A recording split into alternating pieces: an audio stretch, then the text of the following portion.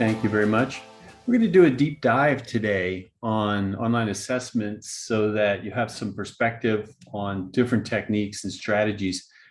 One of the things that comes up frequently when we talk to faculty members about moving their course online is, how do I preserve my academic integrity so that we don't have cheating and we don't have all kinds of sharing that can happen on social media. So part of the strategy to get to the successful graduation is to think more broadly about assessment. The traditional model was a command and control model where we have high stakes exams and we try to prevent cheating through this kind of control mechanism. What we're doing online now is we're moving away from that.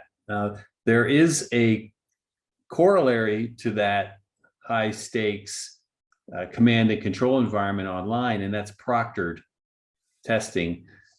This is a costly strategy. You pay either per test, or if you have an enterprise license, there's a fairly high fee to provide these kinds of online proctored tests.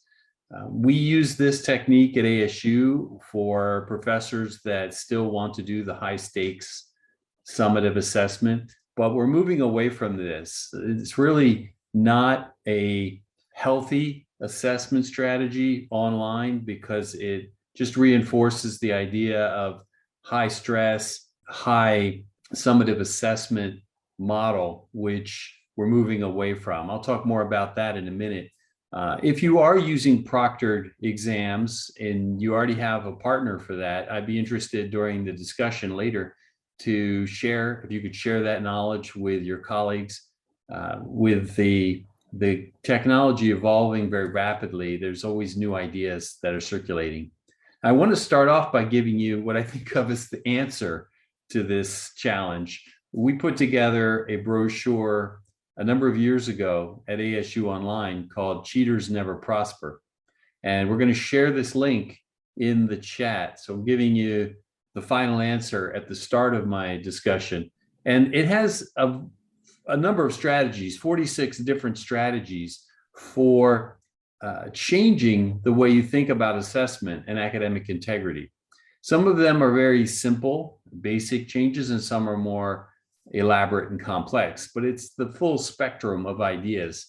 And that list obviously is constantly changing and evolving. So when you think about academic integrity, you have to think broadly at the outset. Things that we've learned along the way are that assessment is more than just an evaluation of the students. It is a way to think about the educational experience more holistically. So we are obviously measuring student achievement and progress and growth, but we also are getting feedback on what's working academically. The rule of thumb that I used and that faculty members that I've talked to have shared with me is, if 80% of the students get the question right and 20% get it wrong, then that's on the students who got it wrong. So they need to study harder and do better. But if 80% of the students get the question wrong, then that's on the teacher. And the professor needs to think and work harder on how to teach that particular lesson. So that's the 80-20 rule.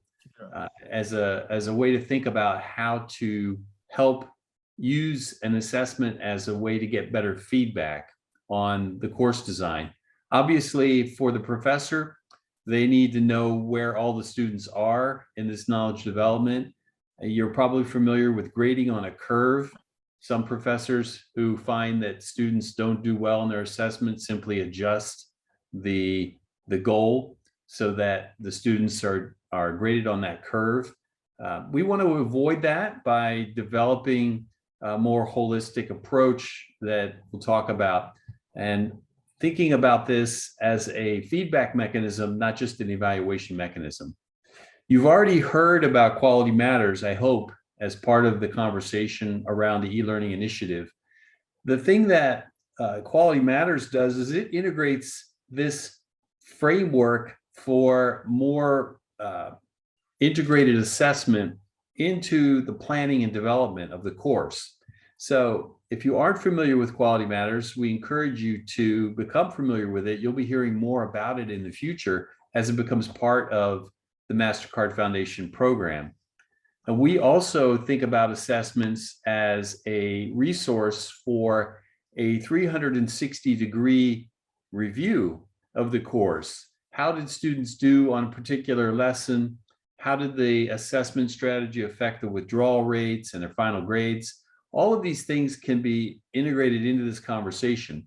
The online environment generates significantly more data than the classroom, and we can use that data as part of this conversation. So think of this as continuous quality improvement for your course.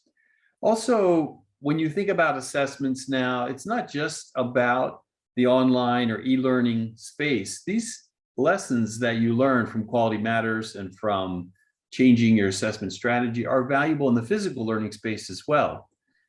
We're still going to have classroom instruction forever into the future, and we're still going to have informal learning spaces like the library and the other social spaces that students use.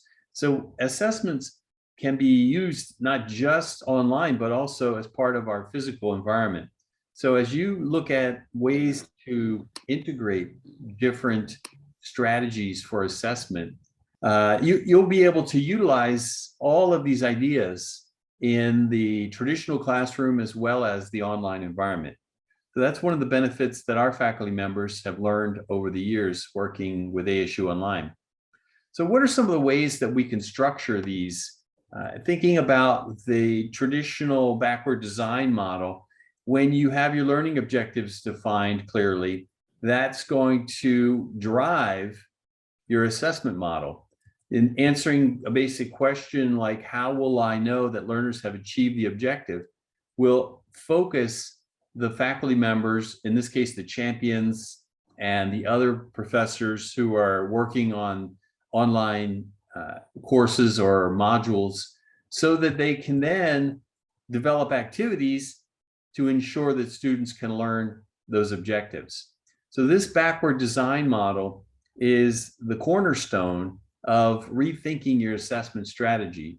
You don't just want to use a strategy that was common in the classroom before, because it doesn't really transfer easily to the online environment. So what are we talking about here? We're talking about first defining the objectives, then determining the assessments, then developing the learning activities. You saw this in the master class if you took that as part of the initial training program, and you may have encountered it in your professional life as well. If you haven't, then I encourage you to do more research on it, because it is the fundamental structure for a lot of the work that we'll be doing with the e-learning initiative. You should also be familiar with Bloom's taxonomy by now.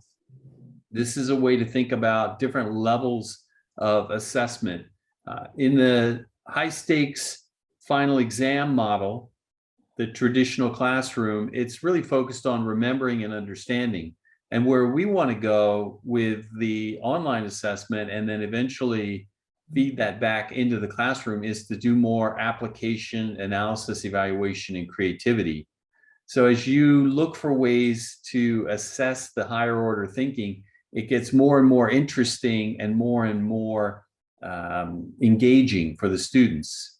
So let's talk about an aspect of this. You know, one of the things that will drive your assessment strategy is what kinds of activities can students do? Not just what do they remember, how do they apply that knowledge? How do we share the skills and ideas that the professors are providing the students? How do we engage students in a variety of activities? These are the things that are going to organize and structure future assessments. And then how do we challenge them to explore their attitudes, values, and experiences? Education is really about application of the knowledge in this environment, and the use of assessment to encourage that is critical. We don't want the students to simply memorize this information. Let me give you an example of this so you have a little bit more concrete idea of what's happening. This is an example from biology. And the objective of this lesson is to explain the DNA translation process. I don't know if any of you are biologists, but this is one of the basic processes in the formation of life. So DNA translation is well defined. What we ask the students to do is not just memorize the steps, but do a diagram of those. Take the time to translate what you're doing in your lesson into a drawing. Now, that drawing becomes part of the assessment activity. So what we do is we have each student post their diagram to the discussion board, and then they review all of the other students' work.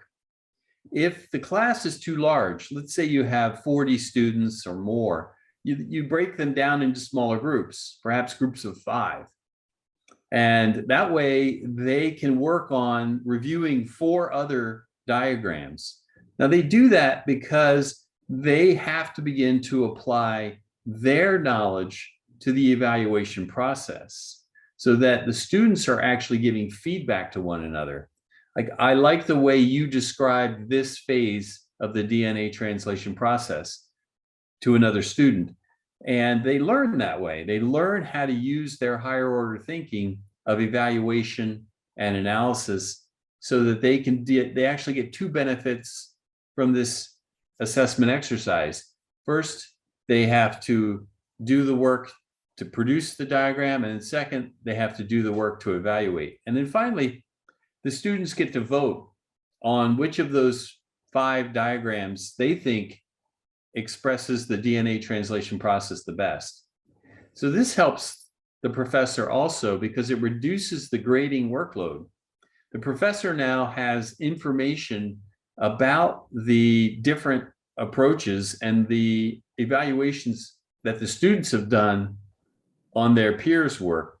So that can help reduce the amount of grading that's required for an assignment of this nature, which can be quite a bit of work if a faculty member was trying to grade 40 diagrams. So think about this as a win-win for the students and the professors in the process.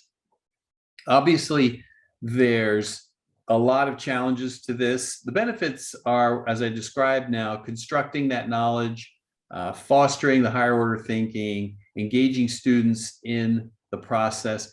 The resistance is very common at first from the students on the challenge side because they're not comfortable with critique. And now we're asking them to provide feedback and speak out. So this becomes part of the learning process. Probably they'll need several weeks to get comfortable with this type of engagement. But once they do, they find it much more stimulating and much more effective as a tool. So don't be shy about trying it, and don't worry if students initially complain about the additional work. They will eventually understand the value of it. And don't fear the loss of control, because the final evaluation still comes from the faculty member. So it's not like you're giving up your authority. You're simply allowing students to participate in this assessment process. Now, let me give you some examples of different kinds of assessment that you could use like that last example. I like to think of the 2 major categories, formative and summative, in this way. When the chef tastes the food, it's formative assessment because the chef has control over the product, so they can add more salt or add more vegetables or add more meat. That's the formative phase. The summative assessment is when the guest tastes the food. And that allows you to think about this in terms of process versus product. Summative assessment is product oriented, one big exam and a lot of stress. Formative assessment is a learning process. We sample a little bit, we learn, we improve, we learn, we sample again, we learn. That's what we're going to encourage. So there's a range of different techniques here, everything from self-assessment on formative side through standardized testing on summative. In your culture, you may have had a very high stakes exam at the end of secondary school to get into the university. That is the quintessential example of summative assessment, where you have to focus all of your energy on passing that exam in order to get into the university. Now, we want to encourage more formative assessment. So as I mentioned, peer assessment, portfolios, things of that nature are more supportive of continuous assessment and the development of that skill set. When you think about this, it can move from something very simple, like a think, pair, share exercise. This is an exercise where two students first try to solve a particular problem by themselves. They think about it, then they pair up, they talk about it, and they share their ideas. And you can do this in a large lecture hall. You can do this in a classroom, a smaller classroom environment. You can do this online. Think, pair, share is like a breakout room in Zoom. And so you'll be doing this a little bit later as part of this workshop today. Another example is a jigsaw discussion, more complex, requires more preparation to do, but could provide more benefit for the students. So what do I mean by jigsaw? What we do in a jigsaw problem is we give each student a different set of facts, and we ask them to assemble the facts and make sense of them. So that creates a necessary environment for collaboration and communication. And then the students have to use their critical thinking and creativity to solve the problem. I said that this requires more setup because the professor has to create the jigsaw problem. There are many of these online, so you don't have to invent the wheel again, but you do have to understand the dynamic of putting students in small groups and asking them to work on this. This becomes an assessment when you evaluate the student's solution to the problem. So as you think about this holistically, the work that the students are doing to create the solution allows the professor then to evaluate their higher order thinking in the process. Now, the future is headed towards more unique educational assessments to meet the unique educational needs of every student. We know that it's always been true that every student has unique needs, but we haven't had the tools until now, and the e-learning initiative and the digital environment has delivered more tools to do this. We also want to do more frequent assessment. Instead of waiting a month to do an assessment, using an auto grading function in Moodle or in Canvas, you can create an assessment every day or every week. So you're collecting information more frequently as part of this process. We want to assess, obviously, the active learning, as I mentioned with the examples in biology and in the jigsaw example. The act of creating a solution has value that can be assessed, as well as the solution itself. So we're doing process and product assessment. And as we think about these, what I call professional skills, collaboration, communication, critical thinking, creativity, these are the skills that are going to distinguish the graduates from your university from those that haven't had these experiences. Think about your professional life. You're probably working with teams at a variety of different levels. I'm probably working with 20 different teams right now, including this team that is supporting the MasterCard Foundation project. And in every one of those teams, I'm using these professional skills. So as we're training our students for the future, we have to prepare them to utilize these higher order skills. There's another guide. This is a website that is actually broader than just that brochure. So I'm going to ask the team to put this into chat again. And this is another source of best practices for the future. So we encourage you to bookmark this, go back and use it as part of your research and your conversations. The other document that I shared at the beginning is something that you can share with all of your colleagues. Feel free to put that in an email and send it to everybody that you know. You can do the same with this site. It's just a little bit more elaborate, has more information on it, and provides a deeper dive. The Cheaters Never Prosper brochure is a thing that we give to every faculty member who starts the design of their course at ASU Online.